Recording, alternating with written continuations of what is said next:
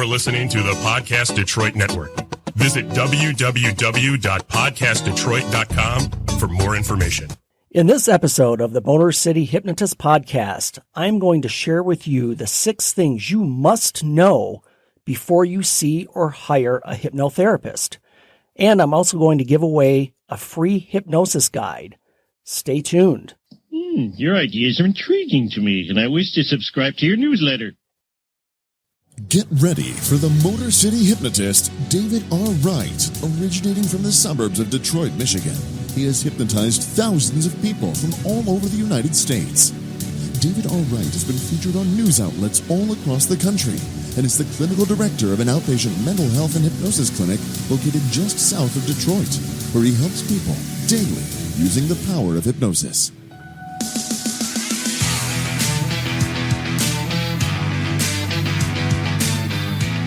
Welcome, the Motor City Hypnotist, David R. Wright.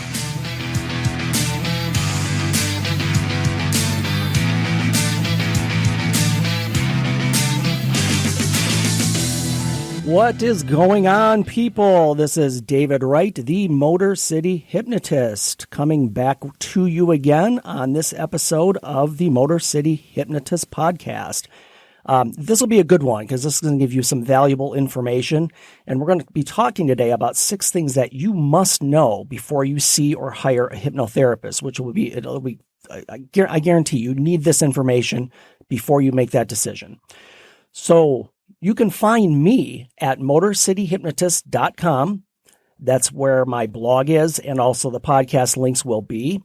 You can also follow me on my social media on YouTube and Facebook at Motor City Hypnotist, and on Twitter at Motor City Hypno, and also Instagram. You can also find me on Patreon. If you'd like to support the show financially, that would be greatly appreciated. Just help me to bring you continuous good content, and also share your ideas for what you want to hear in future shows. So again, if you want to support the channel financially, I would greatly appreciate that. And you can find me on Patreon at Motor City Hypnotist. And please also subscribe to the show wherever you're listening, whether it's iTunes or Spotify or any of your other podcast providers. Please subscribe and leave a review for the show. I would much appreciate it. And again, that helps us out here as well. And please also join me each week as I co-host the Psyched by MG podcast. That's another podcast that I do with my friend, Mary Grace, and we do also cover mental health and self-help issues in that podcast. So again, you can find me there as well. So I think I plugged away, Matt. That's a lot of stuff to put out. You know what? You did a really nice job, too. That's awesome. So everybody stay with me because later on, I'm going to be giving away a free hypnosis guide to all the listeners. So stay tuned to that. So before we get rolling, this episode of the Motor City Hypnotist Podcast is brought to you by Counseling and Therapy Associates. Counseling and Therapy Associates is a full-service outpatient mental health facility located in Taylor, Michigan, and provides therapy for adults, adolescents, children, and couples. Counseling and Therapy Associates has a staff of 11 fully licensed master's level therapists specializing in anxiety, depression, couples counseling, and many, many other issues.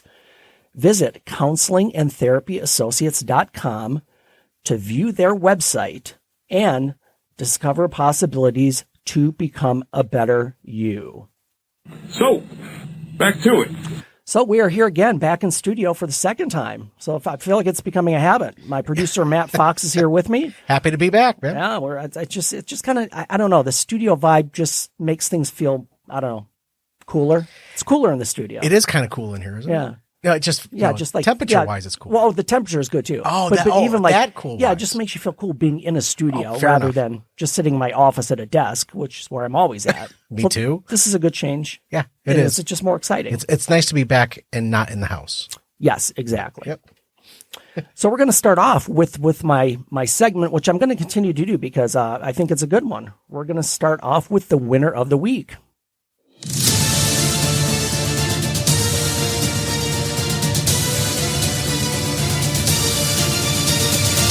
That's how winning is done. Still So love that. yeah, I know. I don't think that's going to get old. We're going to use it a it's lot, not. and it won't get old. So this one's a nice story. And I think I told you in the last episode, the reason I wanted to do a segment like Winner of the Week is there's a lot of negativity, there's a lot of worry, there's a lot of stress, and it's just good to hear nice stories, things that are positive and uplifting and just make people feel good. This is one of those stories. So this comes from St. Petersburg, Florida. For his 73rd birthday earlier this month, Pastor Bill Losasso, I'm not sure if I'm pronouncing it right, Bill Losasso's daughter got him a gift that brought joy to hundreds of people. When he was 17, Losasso spent one day driving an ice cream truck. He had so much fun and would often reminisce about the experience with his family, which is why his daughter thought to surprise him by renting the crazy ice cream truck and handing him the keys. By the end of the day, Losasso, wearing gloves and a mask, had passed out hundreds of prepackaged ice creams to children and adults in St. Petersburg, Florida. Losasso told Fox 13 he was able to relive my dream and was thrilled to have brought smiles to so many faces.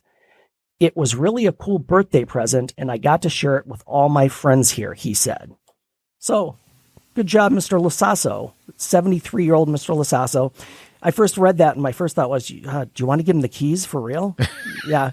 I mean, about the driving? About what age? 73? 73. Was it ice cream truck? Yeah. Oh, he's driving slow enough. He'd be all right. Well, that's true. I never thought the ice cream truck goes really slow. He'd go insane with the music, but yes, he probably would. But maybe his hearing's not that great. I'm making that assumption. He's 73. I'm just saying. You can only hear Greensleeves so many times. Just saying. But it's a great story. This guy drove an ice cream truck once when he was 17, and at 73, it's great. It was a great story, and that's why Mr. Bill Losasso and, his daughter also are the winners of the week.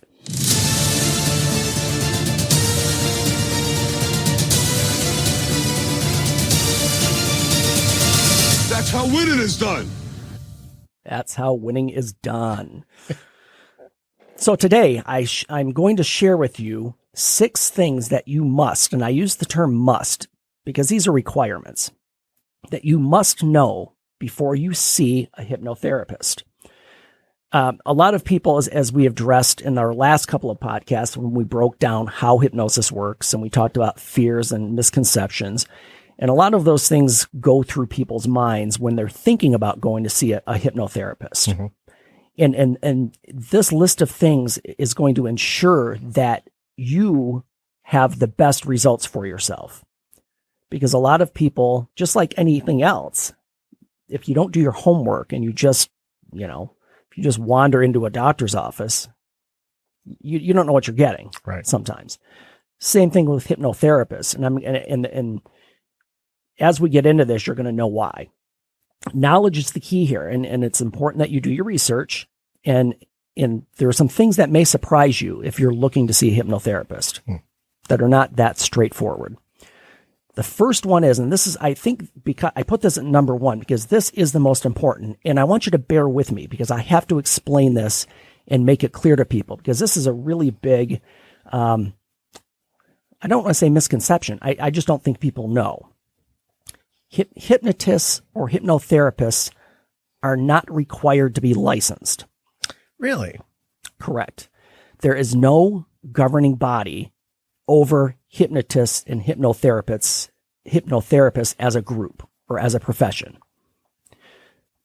Now, here's the difference, and I'll explain the difference between licensing and certification, and this will make it clear for people. I am a licensed professional counselor. Mm-hmm. I went to school, got a bachelor's in psychology, got my master's in counseling. And because of that, and took my state exam, because of that, the state of Michigan licenses me to practice. I have a license to practice from the state.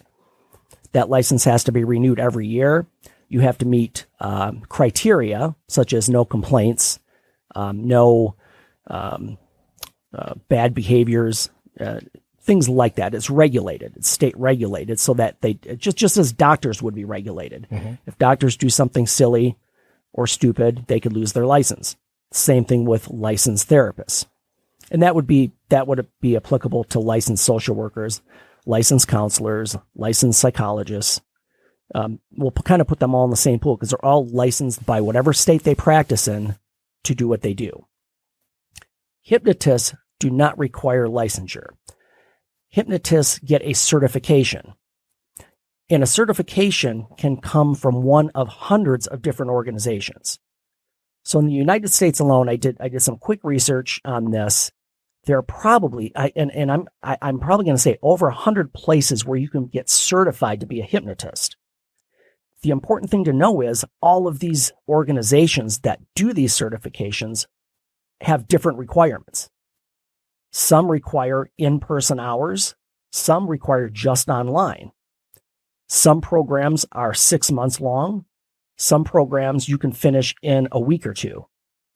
So it's important to know that if you have a hypnotist or hypnotherapist, they are certified, and they'll say that I'm a certified hypnotist or hypnotherapist, but you have no idea where that certification came from. And the big point I want to drive home on this is that I am a hypnotherapist, I'm certified, but I'm also a licensed mental health professional. Anybody can get certified to be a hypnotist without any mental health background whatsoever.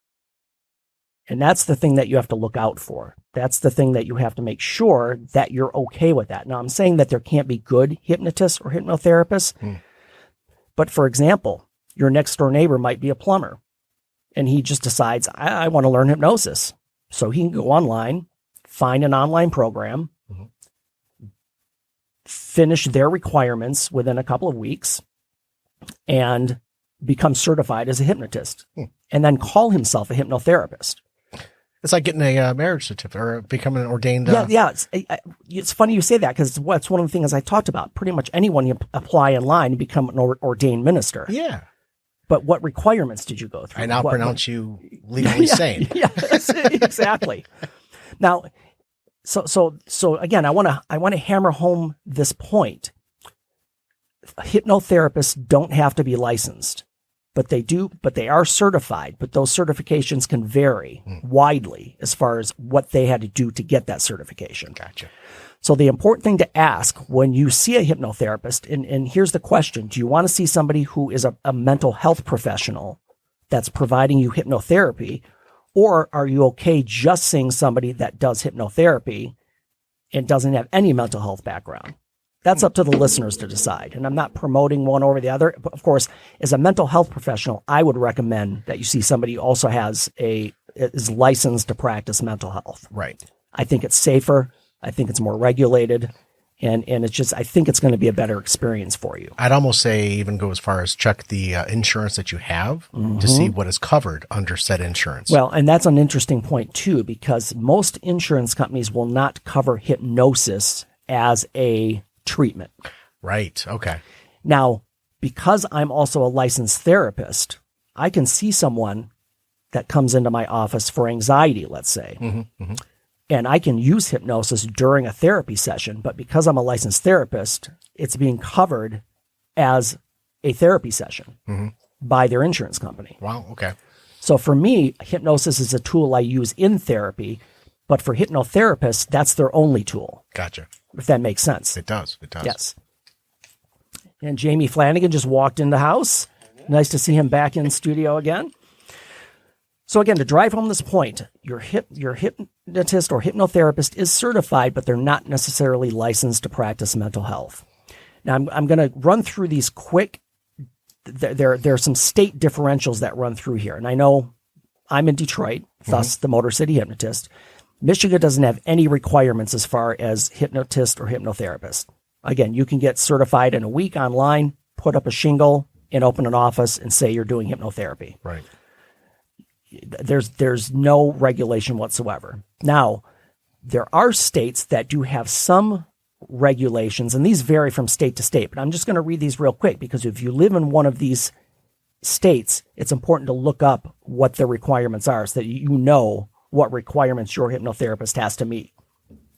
So there are states, and there are 15 of them, that have specific laws regarding hypnosis or hypnotherapy are California, Colorado, Connecticut, Florida, Idaho, Illinois, Minnesota, New Jersey, New Hampshire, New Mexico, Nevada, North Carolina, Rhode Island, Utah, and Washington. Wow.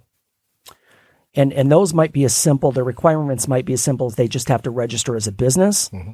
Or in the case of Florida in particular, you cannot call yourself a hypnotherapist unless you have a mental health degree. So again, if you're in those states, it's important to look up those requirements. Any other state has no requirements whatsoever. So it's important to ask those questions.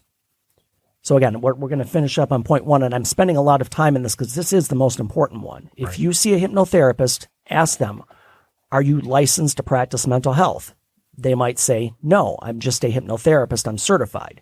If you're okay with that, that's fine. But it's important that you know, because most people, most lay people out there will just see, oh, I'm going to see a hypnotherapist. And the assumption is that they have some sort of a degree in mental health, which is not necessarily the case. Right. You would hope they did.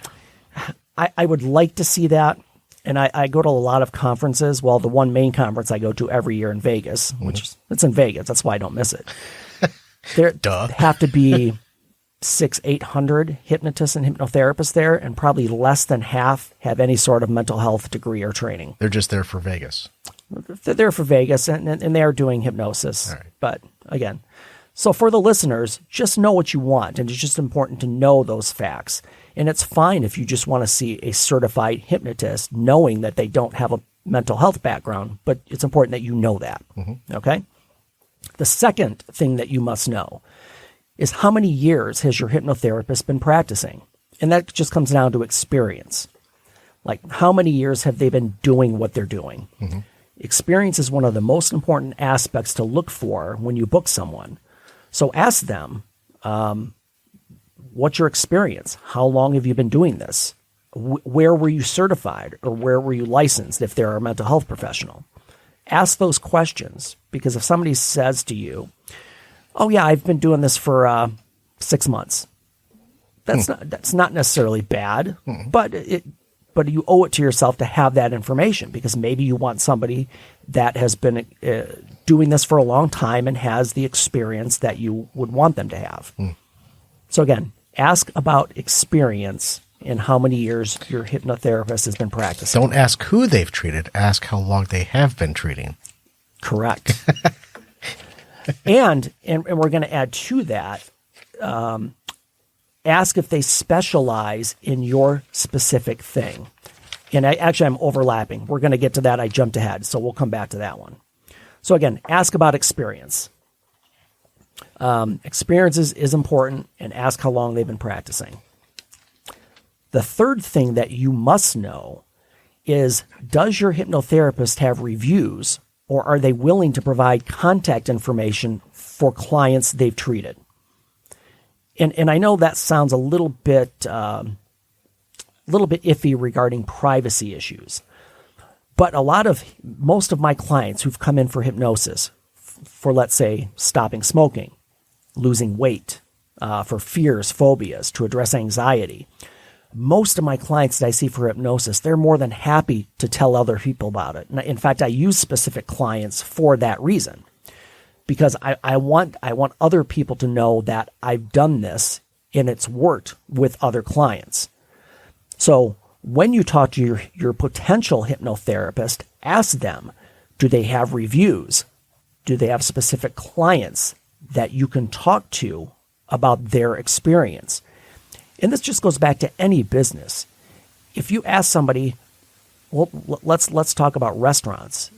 If somebody goes to a restaurant and they have a great experience, and you ask them and they say, man, the food was fantastic, the service was great, I would definitely go back there again. That's a great recommendation. It's a great promotion for the service that they received. You should be doing the same thing with your hypnotherapist. If they're resistant to giving that should be a red flag for you. Or if they don't have any reviews on their website, that's another red flag. Yeah, I would imagine. No one said a thing about this guy. He must be really good. Yeah, and again, it could be an issue where somebody was just certified last week. They're just starting out. Right. But it's important that you know that. I'm not saying they cannot help you. It's just up to you on whether you want to see that person or not. Fair enough. And I'll drive back the point. Knowledge is key. The more information you have, the better results you're going to get. And it really sets up expectations as well. So again, that third point, what kind of experience does your, oh no, I'm sorry, that was the last one. The third point was, does your hypnotherapist have reviews or willing to provide information for you to talk to past clients? It's important to ask that one. So our fourth thing that you must know, and this one, we're going to spend a few minutes on this one because it seems counterintuitive. Does your hypnotherapist guarantee success? I'll use a comparison again, going to a doctor and him guaranteeing you that you're going to be fine.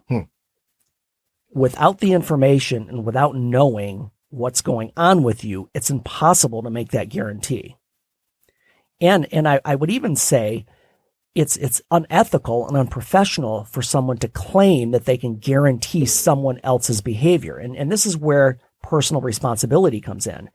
And I know, Matt, we talked last time about people who come and they're resistant to hypnosis. Right. If I guarantee to somebody, I guarantee that you'll not be a smoker when you leave here.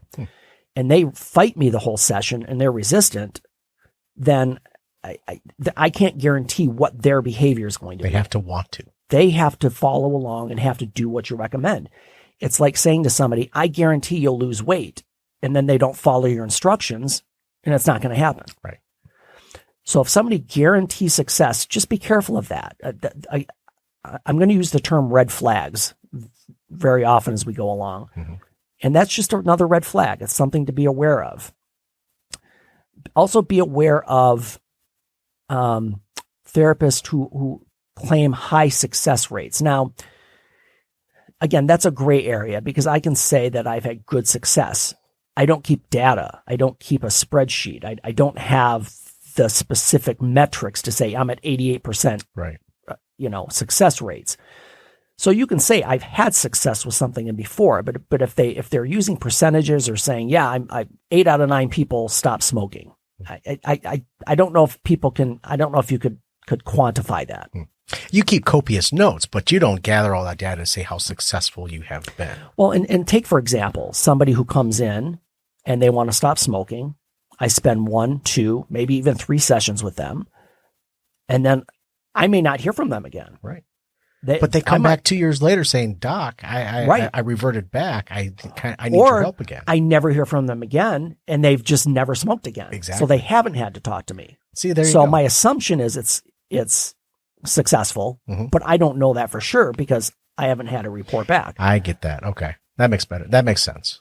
You don't want them to come back, honestly. You want your job to be done. Exactly. And even doing typical therapy with clients, my job is not to have you coming to see me for the next 3, 4, or 5 years.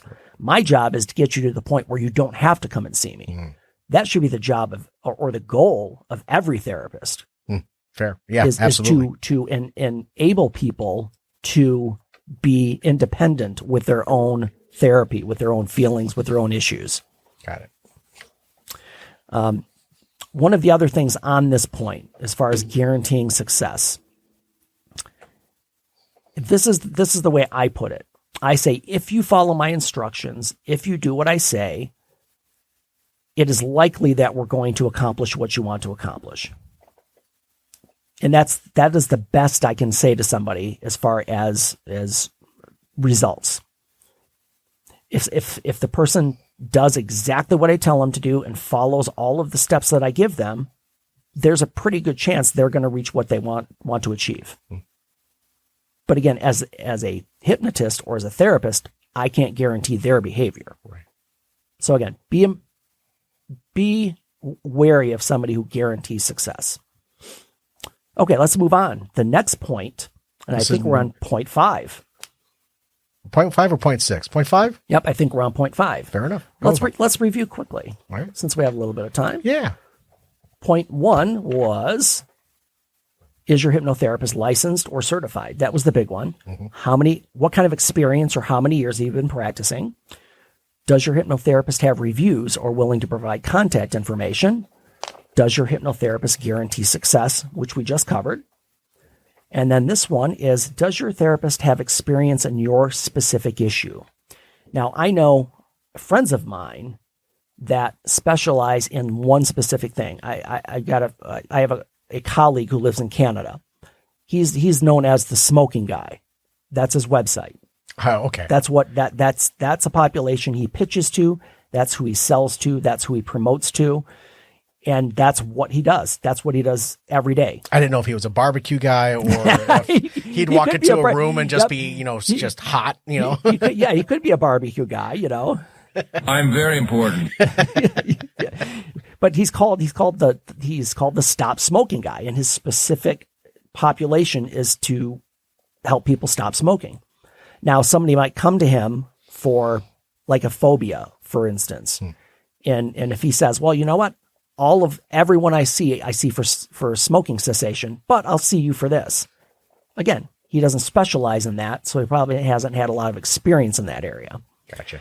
So again, make sure that your hypnotherapist has experience with your specific issue. And these are questions you need to ask straight to that person.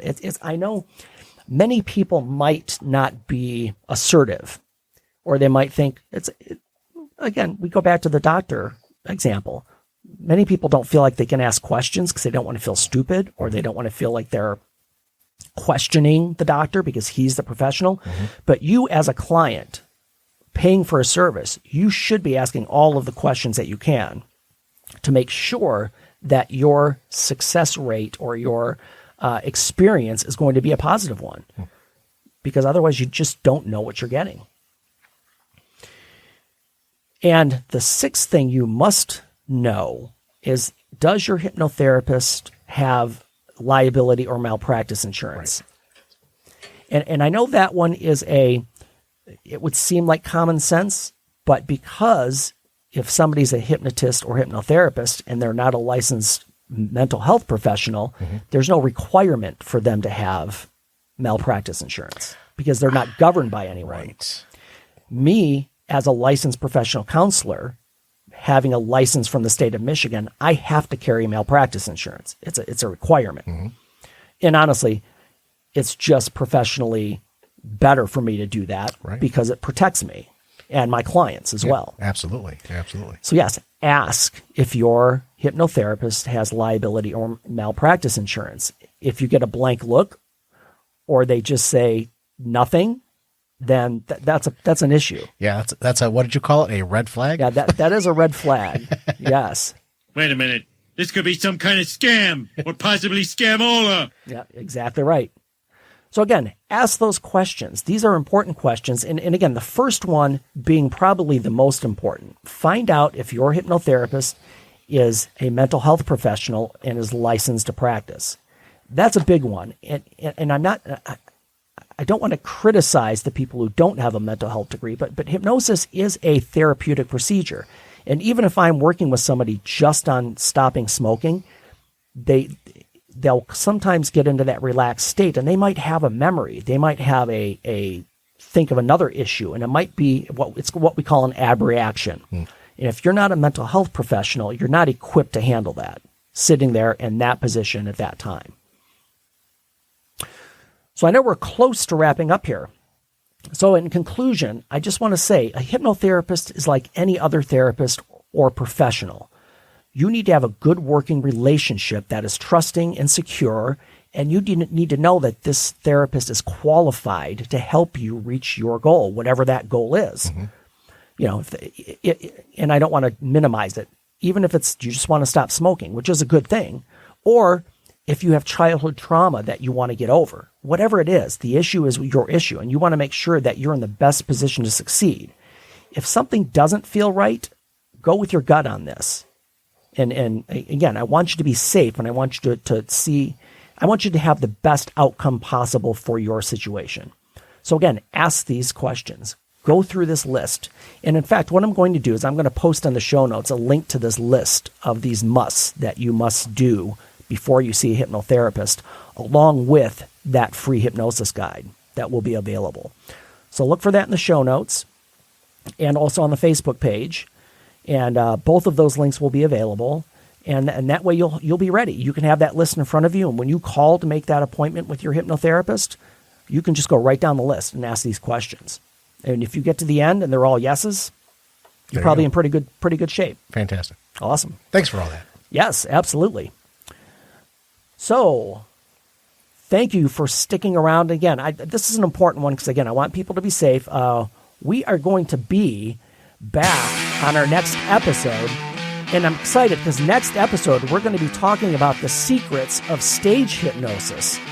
If you've ever seen a hypnosis stage show, or even if you haven't, I'm going to tell you exactly how they work and the secrets hypnotists use to make their show successful and entertaining. Change your thinking, change your life, laugh hard, run fast, be kind. I'll see you soon.